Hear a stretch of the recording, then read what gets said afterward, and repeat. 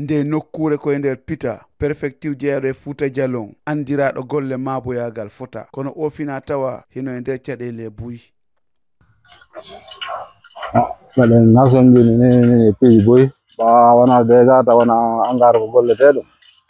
eɗen faala ɗum no moƴƴa noon se o gara ɗum ɗo kadi o gara komin jokkiɗo ɗum ɗo no satti moƴƴa noon woni yiwde ɗon fayda ta ala hoore manan kon ala ballo ko karam heɓirta ɗum ɗo fayda ko gollira. Boubacar Diallo ko leydi Côte d'Ivoire wonno e gollude himo holli wondema maaboyagal hino weli ton ɓuri leydi Guinée. Wala min ko Côte d'Ivoire wonnomi gollude maaboyagal ngal kono affaire golle ɗe wala garan ko tum ɓuri hoyde idi ga yoni waɗi ton gara kilo gara meɗen soda mo ton à 2000 francs CFA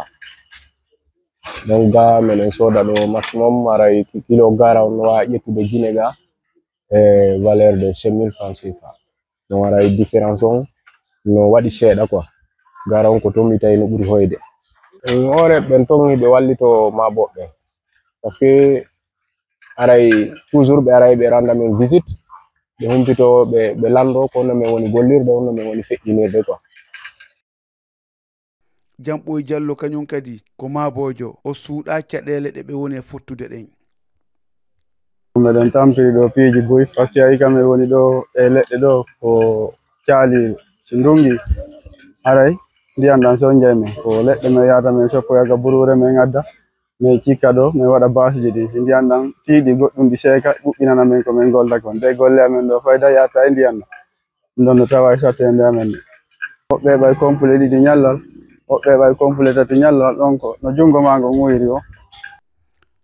Modi Agnawuri Diallo hoorejo Mojobere walla saññoɓe wonɓe o préfecture Pita himo holli wondema himo huli fota wota ɗe mecce mutu e nder duuɓi aroji ɗin.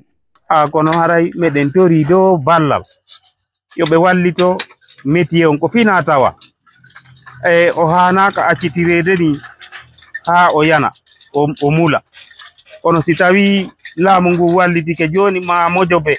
wonɓe e tambitade golloɓe ɓe wo tambitike ɓe no gasa métier o mulata kono noon si ɗum woniri ni tu e ngu jamanu fandingu ɗo haray mi wiyoyay on ñande go en nanoyay inde kañowo haray ala haray ɗuɗɓe hino irri wondema leppi ko fina tawa hana o tambitede